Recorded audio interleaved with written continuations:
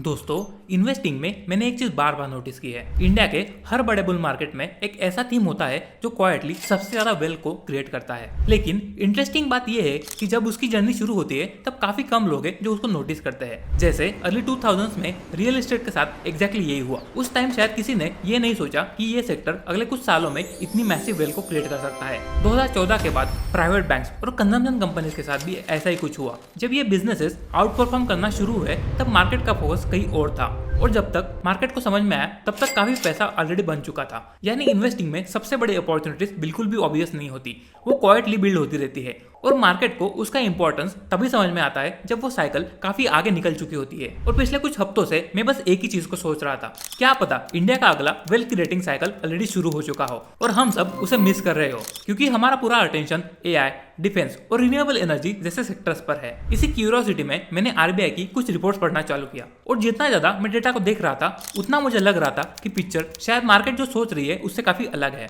एक particular trend है जो बार बार मेरे सामने आ रहा था, और फिर मैंने Q1 के रिजल्ट देखना चालू किए इंडिया के कुछ बड़े बैंक्स के, और सरप्राइजिंगली वही स्टोरी वहां भी नजर आ रही थी। तो आज के वीडियो में हम वही स्टोरी को डिकोड करने की कोशिश करेंगे, कुछ आरबीआई को डेटा को देखेंगे, कुछ बड़े बैंक्स के नंबर्स को डिस्कस करेंगे, और एंड में एक सिंपल सवाल का आंसर ढूंढने की कोशिश करेंगे, क्या इंडिया क्वाइटली एक नई क्रेडिट साइकिल के शुरुआती फेज में एंटर कर रहा है। लेकिन ध्यान रहे, ये वीडियो सिर्फ एजुकेशनल पर्पस के लिए, ये कोई बाय या सेल रिकमेंडेशन नहीं है। आपको हमेशा खुद की रिसर्च करनी चाहिए या फिर अपने इन्वेस्टमेंट एडवाइजर से पूछ के कोई भी डिसीजन लेना चाहिए। और अगर आप हमसे स्टॉक रिकमेंडेशन चाहते हो तो नीचे दिए हुए व्हाट्सएप नंबर पे आप हमें टेक्स्ट कर सकते हो। मेरा नाम है सौरभ और आप देख रहे हैं स्टॉइकवेल की यूट्यूब चैनल को, जहां हम आपके लिए फाइनेंस और इन्वेस्टिंग को आसान बनाते हैं। तो चलिए शुरू करते हैं। Stoicwell, the creator of this video, is a SEBI registered research analyst. The contents of this video should not be construed as financial or investment advice. Investments in securities market is subject to market risk, and registration with SEBI does not guarantee performance. Please read all scheme-related documents carefully before investing.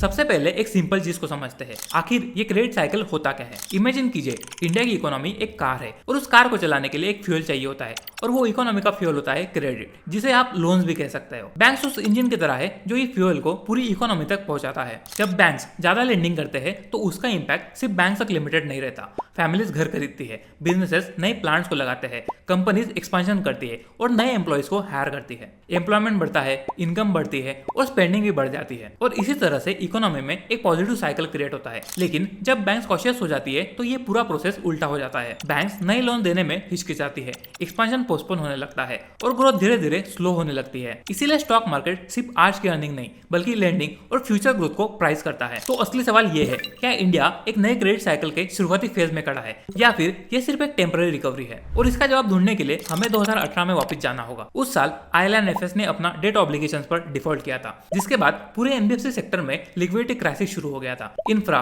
और housing जैसे sectors को lending देने वाला पूरा ecosystem काफी हद तक disrupt हो गया था, और अगले ही साल DHFL भी डिफॉल्ट कर गई। 2010 से 2014 के बीच जो एग्रेसिव कॉर्पोरेट लेंडिंग हुई थी उसकी वजह से एनपीएस भी बढ़ने लगे। यहाँ एनपीएस का मतलब होता है non performing assets. Non performing assets मतलब ऐसे लोन्स जिसकी ईएमआई लोग रिटर्न नहीं करते, यानी लोग उस लोन पर डिफॉल्ट करते हैं। और इन सब की वजह से बैंक्स पर एक साथ दो चैलेंज आ गए, एक तरफ बैड लोन्स और दूसरी तरफ क्रेडिट का स्लो डाउन। और फिर 2020 में कोविड आ गया, जिसने पूरी रिकवरी को और डिले कर दिया। फिर अगले 5-6 सालों तक बैंक्स का प्राइमरी फोकस ग्रोथ नहीं था बल्कि अपने बैलेंस शीट रिपेयर पर था। बैड लोन्स को रिजॉल्व किया गया, कैपिटल रेज किया गया और अंडरराइटिंग स्टैंडर्ड्स को भी काफी टाइटन किया गया। इसी वजह से इस पीरियड में बैंकिंग सेक्टर की जो क्रेडिट ग्रोथ थी वो काफी स्लो थी। लेकिन हर क्रेडिट साइकिल का एक टर्निंग पॉइंट होता है। सवाल यह है कि क्या इंडिया उस टर्निंग पॉइंट पर खड़ा है। और अगर आरबीआई का लेटेस्ट डेटा को देखें तो इसके कुछ स्ट्रॉन्ग सिग्नल मिलना शुरू हुए हैं, और यही वो सेक्शन था जिसने मुझे ये वीडियो बनाने पर मजबूर किया। आरबीआई की लेटेस्ट फाइनेंशियल स्टेबिलिटी रिपोर्ट पढ़ते वक्त मुझे एक चीज बार बार समझ आ रही थी, इंडिया का बैंकिंग सिस्टम पिछले 5 से 6 सालों में काफी ज्यादा चेंज हुआ है। सबसे पहले बैड लोन्स। मार्च 2026 तक ग्रॉस एनपीएस सिर्फ 1.8% तक आ गए हैं। सिंपल लैंग्वेज में समझे तो बैंक के दिए गए 100 रुपीज के लोन्स के पीछे 98 रुपीज से ज्यादा के लोन्स हेल्दी है, और 2018 में ये फिगर 11% के ऊपर था। यानी पिछले कुछ सालों में बैंक ने सिर्फ अपने बैलेंस शीट को क्लीन नहीं किया है, उन्होंने अपनी काफी पुरानी प्रॉब्लम्स को भी सॉल्व किया है। और यही क्लीन बैलेंस शीट का बेनिफिट अब नंबर्स में देखना शुरू हुआ है। FY26 में बैंक क्रेडिट लगभग 14.5% से ग्रो हुआ। ये ग्रोथ सिर्फ किसी एक सेगमेंट से नहीं आ रही थी। बिजनेसेस ज्यादा बोरो कर रहे हैं, एनबीएफसीज को लेंडिंग मिल रही है, और रिटेल लेंडिंग भी काफी हेल्दी पेस से बढ़ रही है। सबसे इंटरेस्टिंग हाउसिंग सेगमेंट है। एक होम लोन सिर्फ एक घर नहीं खरीदता, उसके साथ सीमेंट बिकता है, स्टील बिकता है, पेंट लगता है, फर्नीचर और इलेक्ट्रिकल प्रोडक्ट्स की भी डिमांड बढ़ती है। यानी सिर्फ एक लोन पूरी इकोनॉमी में डिमांड को क्रिएट करता है। और अगर आपको ये लगता है कि ये सिर्फ एक आरबीआई की रिपोर्ट की वजह से है, तो ऐसा बिल्कुल नहीं है। अगर आप Q1 FY27 के रिजल्ट देखें तो वो भी यही स्टोरी बताती है। HDFC बैंक हो या एक्सिस बैंक, दोनों ने healthy double digit loan growth को रिपोर्ट किया है। यानी लैंडिंग का रिकवरी फेज सिर्फ पेपर पर नहीं बल्कि ग्राउंड रियलिटी में भी नजर आ रहा है। अब नेचुरली अगला सवाल आता है, अगर इंडिया वाकई एक नई क्रेडिट साइकिल के शुरुआती फेज में है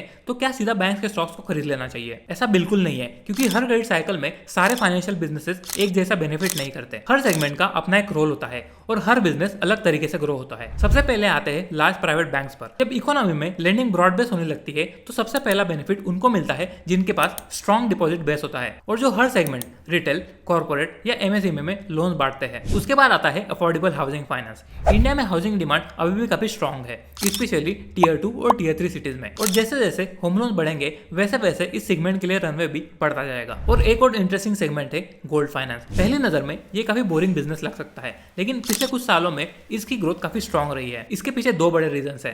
पहला है गोल्ड प्राइसेस का बढ़ना। गोल्ड प्राइसेस बढ़ने की वजह से लोग सेम ज्वेलरीज पर ज्यादा लोन ले सकते हैं। और दूसरा, लोग धीरे धीरे लोकल मनी लेंडर्स की जगह ऑर्गेनाइज गोल्ड फाइनेंस की तरफ शिफ्ट हो रहे हैं, यानी मार्केट खुद फॉर्मलाइज हो रहा है। फिर आते हैं स्मॉल फाइनेंस बैंक्स। इनमें से काफी बैंक्स की शुरुआत माइक्रो फाइनेंस इंस्टीट्यूशंस के रूप में हुई थी, लेकिन पिछले कुछ सालों में इन्होंने डिपॉजिट्स को बिल्ड किया है, अपने बिजनेसेस को और डाइवर्सिफाई किया है। और अगर धीरे धीरे फंडिंग कॉस्ट नॉर्मलाइज होती है तो इनके मार्जिन और ग्रोथ दोनों इंप्रूव हो सकते हैं। और सबसे आखिरी कैटेगरी है quality NBFCs. IL&FS and DHFL के क्राइसिस के बाद वही कंपनीज बची जो डिसिप्लिन लैंडिंग करती है। आज आरबीआई का डेटा दिखाता है कि बैंक सबसे एग्रेसिवली इसी सेगमेंट को फंडिंग कर रही है। और जब बैंक्स खुद किसी सेगमेंट को एग्रेसिवली फंड करती है तो वो एक नेचुरली पॉजिटिव साइन होता है। लेकिन इसका मतलब बिल्कुल भी नहीं है कि इस सेक्टर में सब कुछ परफेक्ट है। हर इन्वेस्टमेंट थीसिस की तरह इस सेक्टर में भी कुछ रिस्क है जो आपको इग्नोर नहीं करने चाहिए। पिछले कुछ सालों में लोग बैंक डिपॉजिट्स की जगह म्यूचुअल फंड या इक्विटी मार्केट्स में अपना पैसा डाल रहे हैं, यानी बैंक्स का डिपॉजिट बेस धीरे धीरे श्रिंक हो रहा है। और इसी वजह से बैंक्स को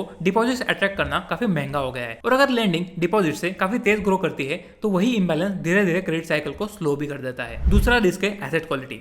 ये बात सच है कि ओवरऑल बैंकिंग सिस्टम आज काफी हेल्दी नजर आती है, लेकिन हर सेगमेंट इक्वली स्ट्रांग नहीं है। एग्रीकल्चर सेक्टर्स में एनपीएस अभी भी काफी रिलेटिवली हाई है, जो बताता है कि बैंकिंग सिस्टम का हर कॉर्नर अभी रिकवर नहीं हुआ है। इसके अलावा रेटिंग एजेंसी ICRA का भी मानना है कि FY27 में क्रेडिट ग्रोथ FY26 जैसी फास्ट नहीं रह सकती। ये कोई नेगेटिव सिग्नल नहीं है, लेकिन ये जरूर बताता है कि शायद सबसे फास्ट एक्सेलरेशन का फेज पीछे छूट गया है। और फिर कुछ एक्सटर्नल रिस्क भी है। अगर ग्लोबल इकोनॉमी वीक होती है, इन्फ्लेशन बढ़ने लगता है या फिर आरबीआई को इंटरेस्ट रेट को बढ़ाना पड़ता है तो वो लैंडिंग और इकोनॉमिक ग्रोथ दोनों इंपैक्ट कर सकती है। इसलिए पर्सनली मैं इसे एक शॉर्ट टर्म ट्रेड की तरह नहीं देख रहा। अगर ये थीसिस सही प्रूव होता है तो इसके बेनिफिट सिर्फ 1 या 2 क्वार्टर्स नहीं बल्कि अगले कुछ सालों तक नजर आ सकते हैं। और इसी वजह से पोजीशन साइजिंग और स्टॉक सिलेक्शन दोनों ही इक्वली इंपॉर्टेंट रहेंगे। अगर फाइनली कंप्लीट पिक्चर की बात करें तो पिछले 5-6 सालों में बैंकिंग सेक्टर जिस क्लीनअप फेज से गुजरा है उसका इंपैक्ट आज नंबर्स पे क्लियरली देखना शुरू हुआ है। बैड लोन्स मल्टी डेकेड्स लो पर है, बैंक के पास लेंडिंग के लिए काफी ज्यादा कैपिटल अवेलेबल है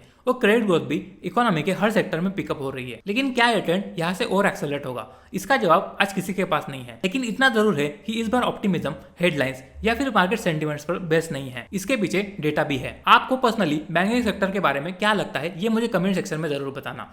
और अगर आपको ये एनालिसिस पसंद आए तो वीडियो को लाइक और चैनल को सब्सक्राइब करना मत भूलना। ऐसा ही कुछ एनालिसिस हमने हिमाद्री स्पेशलिटी केमिकल्स का किया था, जो आप यहाँ पे क्लिक करके देख सकते हो। मिलते हैं अगले वीडियो में।